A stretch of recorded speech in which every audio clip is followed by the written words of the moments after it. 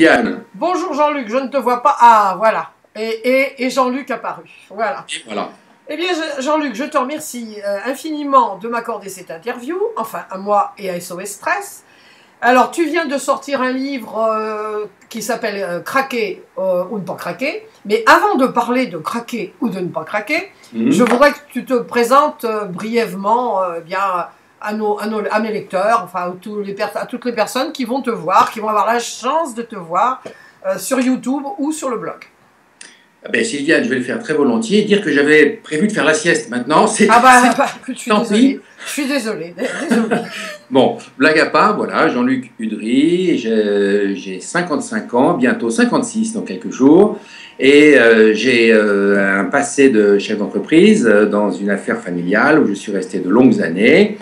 Et j'ai eu une histoire personnelle peut-être un petit peu dense qui m'a conduit à me lancer dans le développement personnel avec des guillemets depuis plus de 20 ans. J'ai une passion pour ça. Et maintenant, aujourd'hui, j'anime le blog Moral au Top, c'est en deuxième version, et qui vient de sortir là, il y a également quelques jours. Et puis, je viens d'écrire ce livre, en effet, qui s'appelle Craquer ou pas, qui est le fruit d'une histoire vraiment exceptionnelle que je raconte et qui, je pense, peut aider les gens. Voilà, pour faire court. Mon parcours. On peut faire difficilement plus court. Alors, pourquoi as-tu lancé Moral au Top 2 hein, parce que Moral au Top 1, moi j'aimais bien. Enfin, il y avait quand même déjà beaucoup de gens qui te suivaient et tout. Alors, pourquoi as-tu lancé Moral au Top 2? Parce que qui n'avance pas recule. Enfin, tout à fait.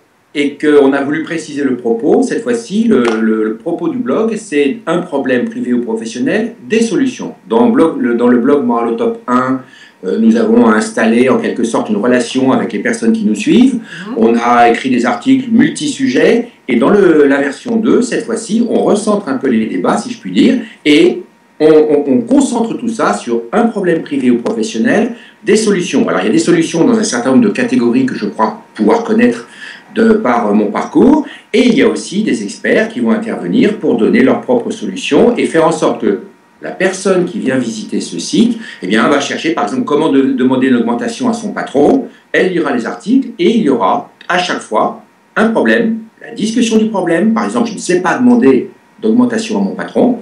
On va parler un petit peu de ce problème, on va le désosser, le décortiquer, puis on donnera un certain nombre de solutions, solution 1, solution 2, solution 3, ce qui fait que si on additionne tous les articles, il va y avoir une bibliothèque de solutions qui permettra aux gens de venir chercher de l'info, d'apporter leur expérience, bref, d'être concret, pratico-pratique et avec un ton un peu tendu, sans se prendre au sérieux. Parce que...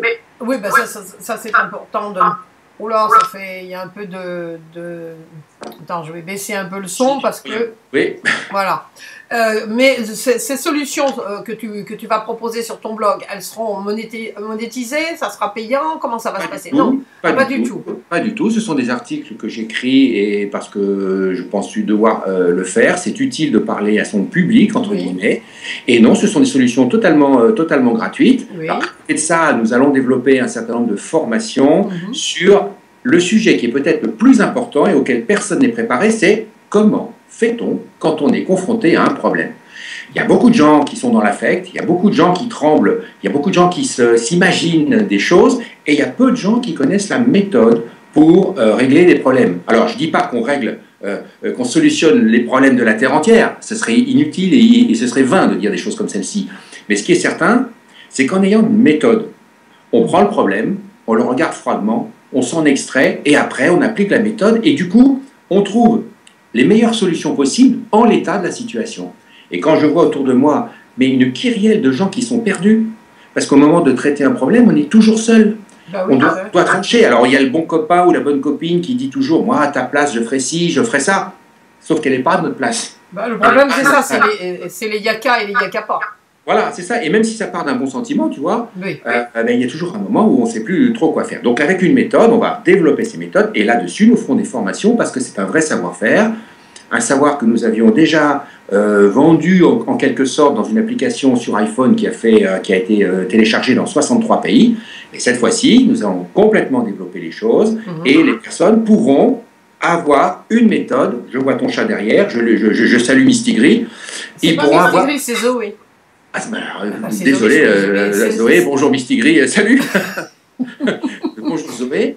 Et donc voilà, on va faire court, on fera des méthodes, on va proposer des formations, des livres, des e-books, qui ne sont pas les idées qui manquent pour aider les gens, car quand on vend quelque chose, il ne faut pas avoir peur de le dire, pas avoir peur de vendre, mais avec une première intention, aider les gens. Oui, bien sûr.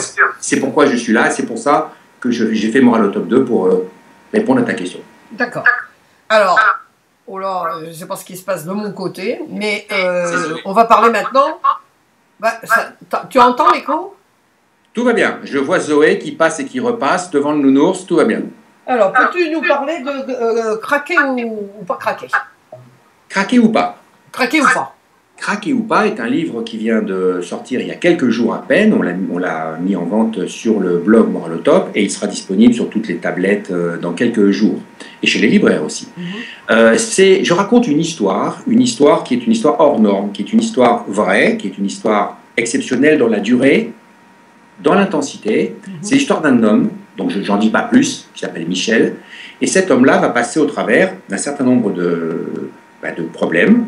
Et il va apporter un certain nombre de solutions en apprenant sur le tas, jour après jour, en s'accrochant, en mettant les mains dans le cambouis et en se posant parfois des questions existentielles, très existentielles même, parce qu'il est à deux doigts de faire des bêtises.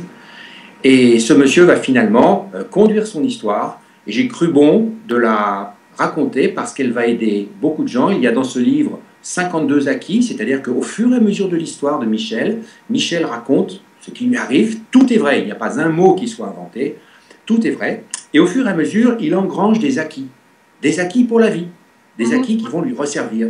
Et c'est pour ça que j'ai estimé utile de faire part de cette histoire dans un ouvrage qui sort complètement du développement personnel, ça va bien au-delà du développement personnel, il est écrit sur le ton du polar, c'est-à-dire qu'il y a du suspense. Pourquoi il y a du suspense? Parce que dans l'histoire de Michel, il y en a eu. Il y en a eu. Ah oui, il y en a eu beaucoup, énormément. Et il a été sur les montagnes russes, un jour au sommet, dans l'euphorie, le lendemain au 4e sous-sol. Et donc, c'est cette espèce de récit initiatique. Et les gens qui le lisent disent, je le prends, et puis je lâche plus le bouquin jusqu'à la fin, quoi. Voilà. Je pense que ça va aider les gens. Alors, donc, c'est pas un livre de développement personnel? Si tu veux, on y parle de la vie. Donc, bien évidemment, on donne des acquis pour la vie. Donc, en ce sens, on peut considérer que c'est un livre de développement personnel.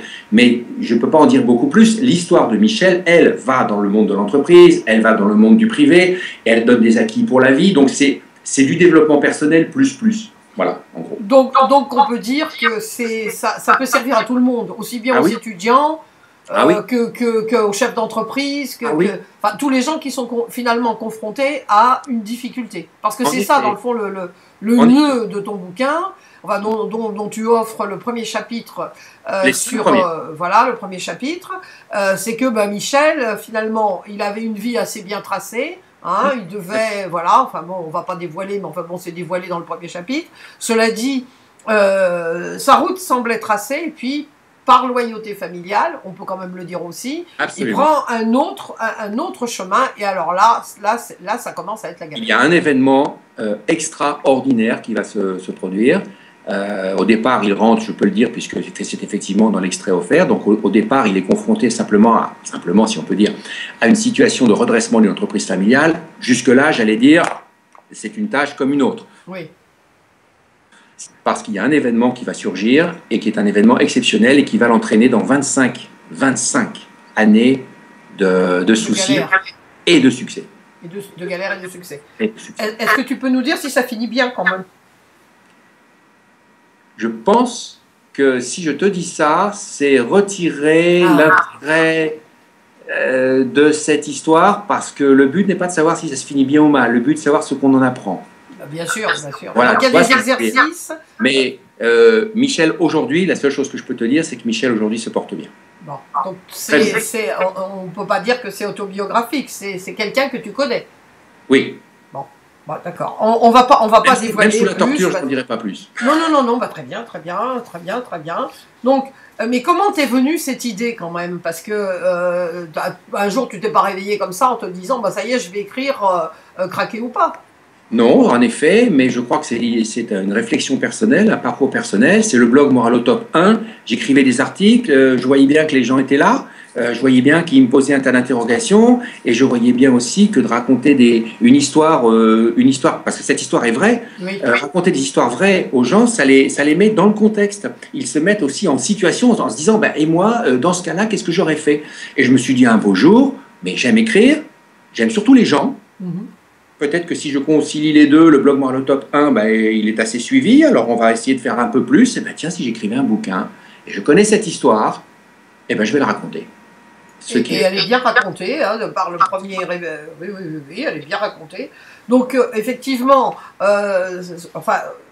ça se présente, c'est qu'à chaque fin de chapitre, tu donnes des exercices ou tu fais réfléchir les gens ou c'est seulement comment ça se passe? Il y a le déroulement de l'histoire, les faits, mais enrichi, si tu veux. Il y a une dose d'humour dans ce texte-là, parce que je suis fait comme ça. Il faut savoir prendre du détachement sur les choses, et même sur l'histoire de Michel, il faut savoir prendre du détachement. Donc, je ne donne pas d'exercices à la fin, je donne des acquis. C'est-à-dire que Michel, il lui arrive A. À la fin de A, voilà ce qu'il a appris. Alors ensuite, il va utiliser A dans une autre épreuve pour affronter l'autre épreuve, et puis il va prendre B. Et du coup, ça lui fait un deuxième acquis, A plus B. Et il y en a 52 comme ça dans le livre. Et ce qui est fort dans ce livre, si tu veux, c'est qu'on ne donne pas des propos au tout venant, à l'emporte-pièce, en disant faites ci, faites ça, faites autre chose. On ne donne pas de conseils, on montre des exemples. Et en disant, Michel, là, il a appris ça, maintenant réfléchissez à votre propre vie, qu'est-ce que cela vous apporte? Voilà, et c'est comme ça que ça peut vous apporter. Voilà, c'est ça. Donc, alors, pour terminer, qu'est-ce que tu pourrais nous dire encore en plus sur Craquer ou pas? Finalement, qu'est-ce qui fait que ce livre, à part ce que tu viens de nous dire, qu'est-ce qui fait que ce livre est différent d'un livre de développement personnel? Il sort de l'ordinaire parce qu'une histoire vraie, aussi intense et aussi longue, mais place forcément la personne qui le lit, donc le lecteur, dans une situation où le lecteur se dit moi qu'est-ce que je ferais? Et si cette affaire, si ce livre apporte quelque chose, c'est d'abord le ton, peut-être la façon dont c'est raconté, l'histoire elle-même. L'histoire est vraiment hors norme, et partant de là, ça donne des acquis invraisemblables, enfin pas invraisemblables, adaptables à la vie de chacun, le mot est plus juste, et partant de là, ça sort, si je veux, ce n'est pas du tout un livre conceptuel, c'est un livre qui donne des exemples concrets, vécus, desquels on tire des concepts adaptables à la vie de chacun. Et il n'y a pas de semaine, pour le moment, depuis que je l'ai écrit, où je relise les acquis. Et tous les jours, je m'en sers. Alors, pas des 52, mais je puise dans un acquis par-ci, un acquis par-là, et ça m'aide. Et ça aide les gens qui l'ont lu aussi, je crois. On pourrait faire aussi, comme souvent je préconise moi, sur mon autre blog de l'intuition, tu sais, tu prends un livre, tu le mélanges, et puis tu l'ouvres à n'importe quelle page, tu fais ça, et puis voilà, c'est le truc que tu as à travailler aujourd'hui, et généralement ça tombe pile poil. Donc ça peut être aussi pris comme ça, une fois que tu l'as fini, plutôt que de le mettre dans un coin sur ta table de nuit en disant oui, je vais le relire, la plupart du temps, très difficilement on les relit, c'est le garder vraiment, et puis d'en faire un jeu aussi, de se dire c'est peut-être... Qu'est-ce que t'en penses, toi? Je ne sais pas si ça peut être... L'intérêt d'un livre, c'est justement de picorer. Parce qu'on dit souvent, je vais relire ce livre s'il y a 400 pages, 300 pages, 200 pages. Non. L'intérêt d'un livre, c'est peut-être de ne relire qu'un seul chapitre. Voilà. On relit un chapitre, hop, on est reboosté, on repart, on réfléchit et on avance. Et je crois qu'avec ce livre-là, c'est l'occasion justement de le faire. Je ne veux pas exagérer la portée de ce livre, mais je pense qu'il va quand même un petit peu renouveler le genre du développement personnel. Et j'espère que les gens qui vont le lire en tireront vraiment un vrai profit. Je pense que ça va les aider. Tu sais, moi personnellement, c'est pour ça que j'ai voulu t'interviewer, déjà parce que je te connais et que j'aime bien ce que tu fais sur Moralotop, et puis j'aime bien ton humour, et puis on se connaît depuis déjà quand même un petit peu, mais ce que j'ai trouvé de chouette, parce que c'est aussi mon optique de vie, de thérapeute aussi, et de vie tout simplement, c'est tout ce qui nous arrive a un côté positif. Voilà. Qu'est-ce qu'on va en tirer? Où est-ce qu'on se met dans un coin et puis on dit mon Dieu, oh là là, ma mamie, ça, qu'est-ce qui va m'arriver? Mon Dieu, je suis victime ou je suis responsable de ma vie. Ce qui est finalement, en résumé, c'est ça, ce que tu veux nous dire, ce que tu dis dans ce livre. Et qu'est-ce que je fais avec les problèmes qui me sont envoyés? Je craque, je stresse, je me mets dans un coin et puis je me dis mon Dieu, je suis victime ou je suis responsable. Parce que ton livre, c'est aussi sur la responsabilité.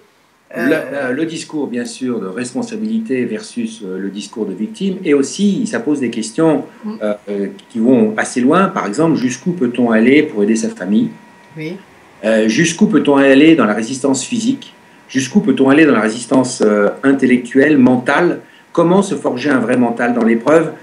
Tout cela est quelque chose. Comment se relever de nouvelles catastrophiques? Michel a connu tout ça et il est encore là aujourd'hui. Ça prouve donc qu'il a su le faire. Ça n'a pas été sans heurts. Il y a dans ce livre des moments où il s'est posé des questions fortes. Mais il est encore là et il se porte très bien. Donc ça veut dire c'est une sorte d'encouragement aux gens, non pas de leur dire parce que j'ai horreur du vent. Moi, le vent, je l'aime bien à la campagne, à la montagne, à la mer, mais pas dans les livres.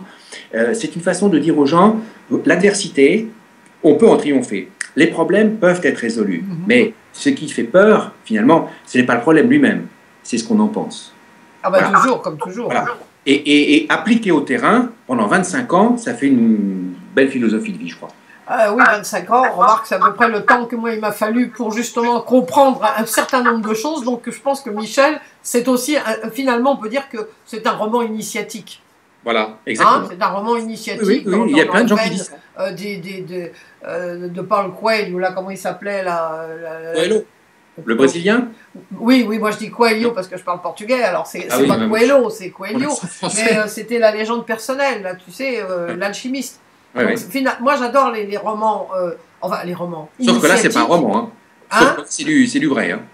Oui, mais je veux dire. Si un jour tu rencontres Michel, tu lui en parleras, il te dira bien que c'est pas du roman. Oui, non, mais c'est justement parce que c'est vécu, parce que c'est vivant et parce qu'on sent que c'est vrai que les gens vont adhérer. Parce qu'il y a tellement de gens qui donnent des conseils, faites ceci, les yakas. Tu sais, moi je prépare un article sur la tribu des yakas et des yakapas. Parce que c'est une tribu qui prend de plus en plus d'importance, mais effectivement, quand tu souffres dans tes tripes, comme on peut dire, et que il faut réagir.